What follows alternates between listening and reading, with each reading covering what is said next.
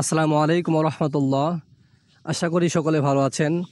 আজকে আমরা শিখব ঈদুল আজহার নিয়ত। ঈদুল আজহা নামাজের নিয়ত, যেহেতু সামনে ঈদুল আজহা, তো ঈদুল আজহা নামাজের আরবি নিয়তটা কি সেটা ইনশাল্লাহ আমরা শিখব, এবং বাংলা নিয়তটা কি। আরবি নিয়তটা এরকম হবে: নাওয়াইতু আন উসাল্লিয়া লিল্লাহি তাআলা রাকাতাই সলাতিল ঈদুল আজহা মা সিত্তাতি তাকবীরাতিন ওয়াজিবুল্লাহি তাআলা ইক্তিদাহিতু বিহাদাল ইমাম মুতাওয়াজ্জিহান ইলা জিহাতিল কাবাতি শরীফাতি আল্লাহু আকবার।